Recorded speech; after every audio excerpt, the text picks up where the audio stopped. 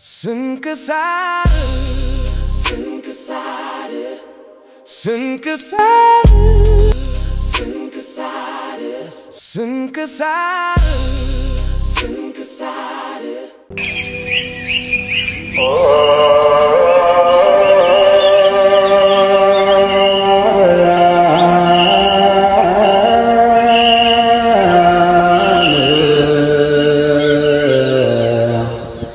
አቤቱ ጌታዬ ሆይ ያሳለፍኩትን የጨለማ ሕይወትና በደል ትተህ ዛሬ በይቅርታህ እዚህ አድርሰኸኛል። ይቅርታና ምሕረት ወሰን የለውምና ስምህ ለዘላለም የተመሰገነ ይሁን።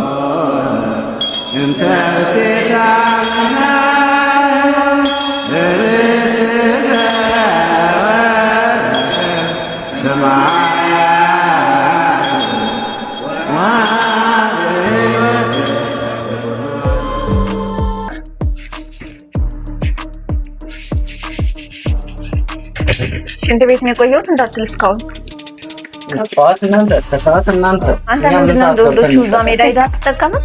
ምን ሜዳ ላይ ገለፈ ተቀመጠልሽ? ምን ነው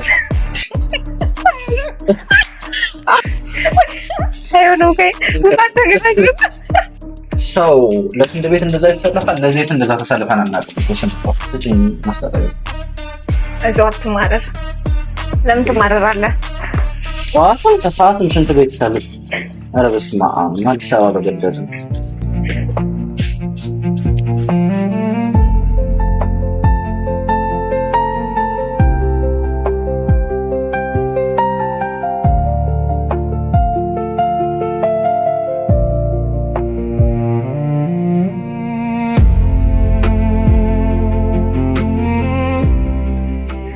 እኔ የምልህ ሰናይ እስኪ መዝሙር ዘምርልኝ። ምን ነበር የሚለው ጠፋብኝ። ለጊዜው ነው። አይ አይደለም ሌላ ሌላ ፍቅር ነው። አዎ መዝሙር በጣም ነው የምወደው። ከሰራኋቸው ስራዎች ውስጥ በጣም ውስጤን የሚነካው ስራ ነው። ስለዚህ ዘምርልኝ። ትረሳለሽ እንዴ? እኔ እኮ ግጥምና ዜማ ደራሲ እንጂ ዘማሪ አይደለሁም። በየትኛው ድምጽ ነው የምዘምረው? አንደበት ያለው ሁሉ እግዚአብሔርን ያመስግን ይላል መጽሐፍ። ባያተነካኝ ዘምርልኝ። እንዴት ያለ ፍቅር ነው፣ እንዴት ያለ መውደድ፣ ስለ ሰው ልጅ ፍቅር ከሰማይ የሚያስወርድ ፍጡርን በአምሳል ፈጥረህ እንዳልነበር ከፍጡራን ጋር እንዴትስ ተቆጠር?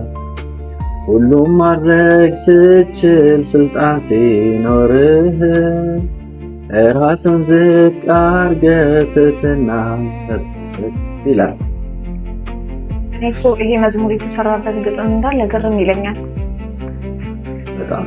እኔስ ብትይ እያንዳንዱ እግዚአብሔር ለእኛ ያደረገው ምሕረት፣ እግዚአብሔር እኛን የወደደበት የፍቅሩ ልክ ነው እዚህ መዝሙር ውስጥ። ይሄን መዝሙር ስጽፈው የሚሰማኝና ምን ያህል ልብ ይወደን፣ ምን ያህል ልብ ያፈቅረን፣ ከሰማየ ሰማይ ወርዶ ለእኛ ሲል መከራን የተቀበለው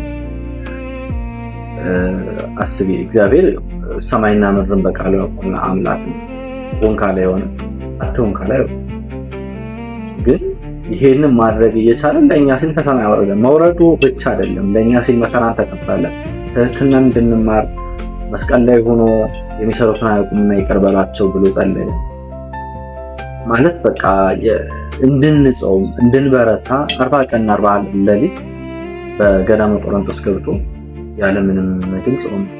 ፈተና እንዳለብን ሊያሳየን በሰይጣን ተፈተነ። ሁሉም ፈጣሪ አምላክ ማለት ነው በፈጠረው ፍጡር ተፈተነ እና ይሄን መዝሙር ሳስብ እያንዳንዱ ስም እግዚአብሔር ለኛ ያደረገው ነው።